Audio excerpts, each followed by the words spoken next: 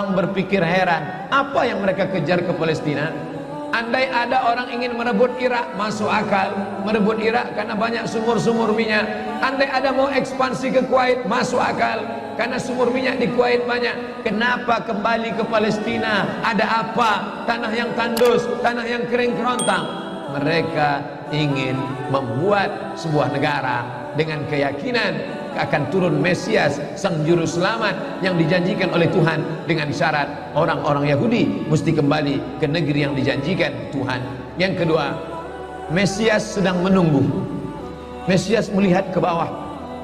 Kalau dia tengok di bawah masih banyak gurun pasir, dia tidak mau turun.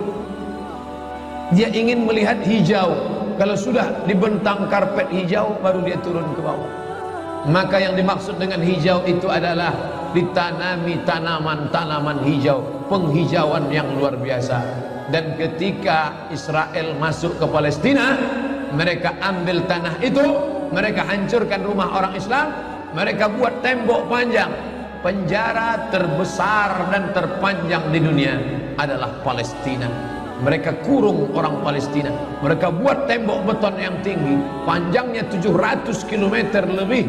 Dari Pekanbaru kita lihat, Anda menuju Medan Sumatera Utara 600 km.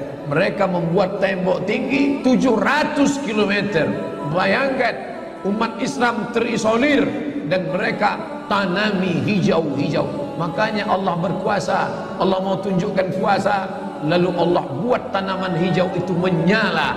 Dalam pokok yang hijau itu menyala beberapa bulan yang lalu. Heran orang, Allah mau menunjukkan kekuasaannya. Kalian tidak mau tolong Palestina, aku yang akan menolongnya. Tanaman yang hijau yang mereka tanam itu tiba-tiba terbakar. Tidak ada yang bisa mematikannya. Sampai-sampai reporter wartawan Amerika mengatakan, tidak ada yang bisa mematikan kebakaran ini kecuali Tuhan, karena Dia yang membakarnya. Bapak Ibu yang dimuliakan Allah SWT, tanaman apa yang mereka tanam? Persis yang dikatakan Nabi SAW, Syajaratul Gharqad, pohon gharqad, bentuknya seperti pinus, tinggi, memanjang. Lalu kemudian Bapak Ibu nanti tulis saja, yang ingin tahu bagaimana bentuk pohon gharqad, tulis saja www.google.com. Lalu tulis di sana alif lam ghain ra qaf dal al-gharqad, enter, muncul gambar pohon gharqad. HP saya tak bisa tulis Arab Pak Ustaz, belum masuk Islam. Cara mengislamkannya, Play Store, klik. Setelah buka Play Store, pilih Arabic Keyboard. Setelah keluar Arabic Keyboard, pilih Arabic Smart Keyboard. Smart Keyboard Arabic. Habis itu setupkan ke HP 5 menit, geser, langsung berubah, bisa tulis Arab. Alif lam ghain ra qaf dal, enter, pilih image, muncul gambar pohon gharqad. Gimana? Sudah nampak? Tak keluar Pak Ustaz. Loh, kenapa? Paket tak ada. Sekarang mudah belajar. Dulu kami sekolah, ketika mau tahu gimana pohon sidir, kalau mau memandikan jenazah, ambil beberapa helai daun sidir, lalu digiling, dimasukkan ke air. Gimana pohon sidir Ustaz? Pohon sidir, kata Ustaz. Sekarang mudah saja, tinggal tulis Sid dal ra, sidir, enter. Pohon bidara kata kita, enter image, nampak. Oh, ini gambarnya. Teknologi canggih memudahkan kita. Pohon gharqad kata Nabi, kalau bersembunyi dia di belakang pokok kayu, pokok kayu akan berkata, ini Yahudi di belakangku, bunuhlah. Kalau bersembunyi dia di belakang batu, batu akan berkata, ini ada Yahudi, bunuhlah. Tapi kata Nabi, ada satu pohon yang tidak mau menunjukkan dia. Ini pohon mereka kata Nabi. Apa itu? Syajaratul gharqad, pohon gharqad. Subhanallah, Masya Allah. Apa yang dikatakan Nabi dulu terwujud sekarang. Mereka tanam pohon gharqad ini sebanyak-banyaknya. Ketika saya sampai ke Rafah, Mesir, Palestina, sampai perbatasan Mesir Palestina, ada satu kota bernama Rafah. Rafah dibagi dua, Rafah Palestina, Rafah Mesir. Di tengah kota Rafah, di batas perbatasan, kawat duri panjang yang dipasang dengan voltase listrik bertegangan tinggi, siapa saja yang menyentuhnya akan terbakar mati, tak ada orang berani mendekat. Tapi kawat-kawat duri itu kita bisa melihat rumah-rumah saudara kita di Palestina dan nampak hijau. Lalu gaib penunjuk bertanya ke kami, coba tengok pohon yang hijau itu, pohon apa itu? Pohon apa ya? Itulah pohon Gharqad yang dikatakan Nabi SAW. Mereka tanam sebanyak-banyaknya karena mereka meyakini bahwa Mesias akan mau turun kalau sudah dia tengok hijau. Seperti kita kalau pesawat mau mendarat di airport Sultan Syarif Qasim II Airport, Anda akan, ladies and gentlemen, all our passenger, para penumpang pesawat airlines, kita akan mendarat. Begitu kita melihat riau hijau, tapi hijaunya bukan pohon wortel, pohon gotah sama pohon sawit. Begitu juga kalau kita mau mendarat di Batam, kita lihat hijau ke bawah. Begitu jugalah Mesias akan turun ke bawah kalau dia melihat sudah hijau semua. Karena mereka meyakini, amat sangat meyakini itu. Mereka menanam pohon wortel itu. 3. Kapan Mesias akan turun? Mesias akan turun kalau Babilonia dibantai terus. Makanya mereka punya program bantai Babilonia, hancurkan Babilonia. Kenapa mereka marah dengan Babilonia? Karena Raja Babilonia pernah menghancurkan kekuasaan mereka. Raja Babilonia yang mereka maksud adalah Nebukadnezar. Nebukadnezar Raja Babilonia menghancurkan kerajaan nenek moyang mereka. Mereka punya dendam kesumat yang luar biasa. Salah satu sifat Yahudi, dendam kesumat yang tak pernah mati. Walaupun sudah terjadi ratusan tahun, ribuan tahun lalu, tetap anak cucunya sekarang dendam. Hantam Babilonia, hantam Babilonia. Karena Babilonia negerinya Nebukadnezar, anak cucunya mesti dihancurkan. Mana Babilonia itu? Babilonia adalah Irak. Makanya setiap naik presiden Amerika yang didukung oleh Yahudi, mereka akan membantai Babilonia, Irak. George Bush naik, apa yang dilakukan George Bush? Membantai Irak. George Bush Junior, anak George Bush naik, apa yang dilakukan George Bush Junior? Membantai Irak. Naik Obama, apa yang dilakukan Obama? Membantai Irak. Kenapa yang sekarang ini, siapa namanya? Donald Trump. Payah ingat nama orang kafir. Kenapa Donald Trump tak membantai Irak? Karena Irak sudah hancur babak belur, tak perlu lagi dibantai. Sumur-sumur minyaknya sudah punya kita. Negeri itu sudah menjadi negeri boneka, hancur lebur. Saddam Hussein barulah orang paham. Dulu kita terikut-ikut dengan kata-kata mereka di Reuter. Saddam Hussein raja yang zalim, Saddam Hussein orang yang jahat, Saddam Hussein.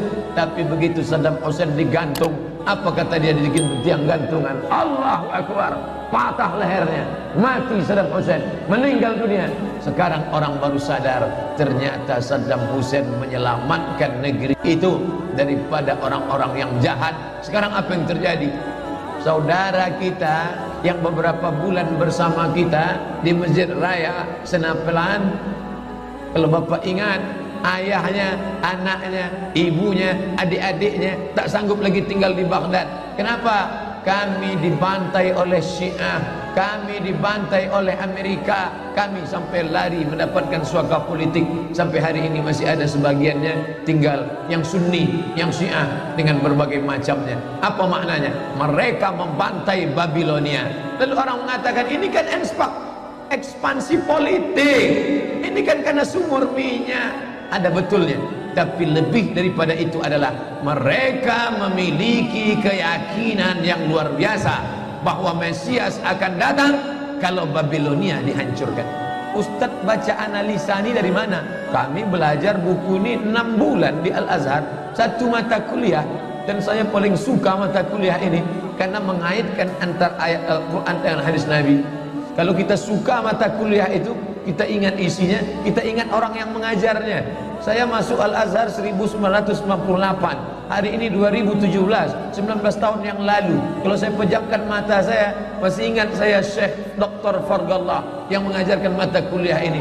Dengan semangat dulu dia di lokal mengatakan, anak-anakku sekalian, beginilah mereka akan menguasai umat Islam, negeri Palestina. semangat Syekh Fardallah. Saya tak tahu apakah dia masih ada atau tidak, tapi pahala akan tetap mengalir baik beliau hidup maupun sudah meninggal dunia. Kenapa? Saya sampaikan kepada Bapak Ibu sampaikan kepada anak menantu, sahabat, kerabat, tetangga, mengerti keadaan kita zaman sekarang. Jangan sampai dikatakan Palestina bukan urusan kita. Ini kan masalah politik. Indonesia ya Indonesia, Palestina ya Palestina.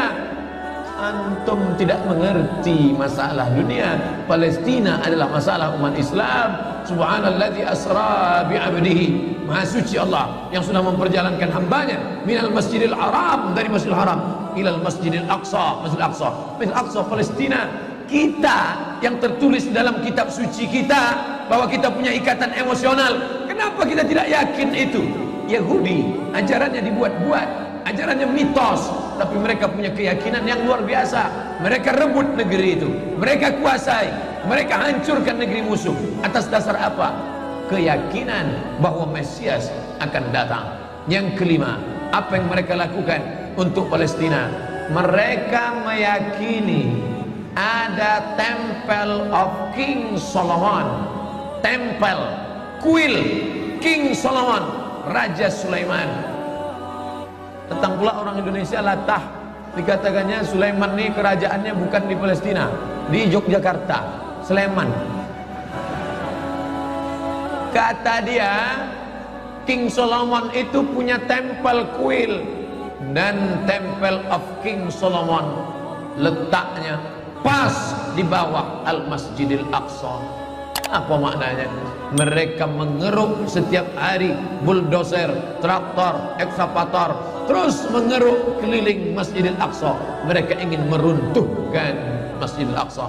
Tulis Temple of King Solomon, enter, pilih image, tampak gambar replika.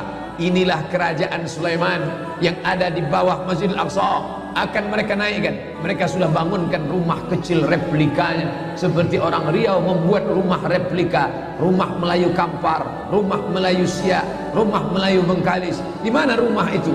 Di Purna MTQ. Anak-anak kita kalau mau tahu bagaimana rumah Melayu Kampar, bagaimana rumah Melayu Siak, bagaimana rumah Melayu Pelalawan, pergi ke sana. Sebagiannya ada, sebagian tak ada, entah kemana perginya. Tapi mereka membuatkan itu. Inilah dia replika kerajaan Temple of King Solomon. Artinya apa? Mereka ingin menghancurkan Al-Masjidil Aqsa berkeping, sampai akhirnya disitulah nanti kemarahan umat Islam. Entah marah entah tidak, melihat gayanya tak marah. Oh, kalian hancurkanlah. Banyak lagi urusan kami sibuk dengan ini. Tapi akan ada hamba-hamba Allah. La tazulu fi ummati ta'ifatun min ummati. Akan tetap ada sekelompok umatku yang memperjuangkan agamaku, kata Allah Subhanahu wa ta'ala. Yang terakhir, yang kelima, akan turun Mesias. Kapan itu terjadi? Ketika terjadi perang besar. Sebetulnya dalam agama Islam sudah dituliskan yang dimaksud dengan Mesias itu siapa. Kata Imam Al-Hafiz Ibnu Hajar Al-Asqalani dalam Fathul Bari, yang dimaksud dengan yang dinanti-nanti mereka itu adalah Dajjal. Dajjal itulah sesungguhnya yang sedang mereka nanti. 70,000 Yahudi wara'ad Dajjal. Ada 70.000 Yahudi yang akan berada di belakang Dajjal ketika dia turun nanti. Makanya tiap hari, tiap petang kita berkata, Allahumma inni a'udzubika min azab jahannam wa min azabil qabri wa min fitnatil mahya wal mamat wa min syarri fitnatil masihid Dajjal. Dajjal itulah yang sedang mereka tunggu. Dajjal itulah yang sedang mereka nanti-nantikan. Kita menantikan kedatangan, dia pun juga menantikan akan kedatangannya. Bedanya apa? Mereka meyakininya dengan semangat. Semangat mereka luar biasa. Mereka bangkit. Umat Islam percaya. Padahal tiap hari dia katakan sebelum salam, Allahumma inni a'udzubika min adzabi jahannam wa min adzabil qabri wa min fitnatil mahya wal mamat wa min syarri fitnatil masihid Dajjal. Tiap hari dikatakan, tiap hari diucapkan. Tapi dalam hati, betul tak Dajjal datang? Entah iya entah tidak. Mereka yakin Dajjal akan datang, tapi mereka katakan itulah pemimpin kami, itulah Tuhan kami, itu adalah jelmaan daripada Tuhan kami, itu yang akan menghancurkan dunia, dia akan menjadi panutan kami. kita berkata itu musuh kami, tapi kita pun ragu entah musuh entah tidak. Oleh sebab itu kita minta ampun kepada Allah atas kurangnya iman kita.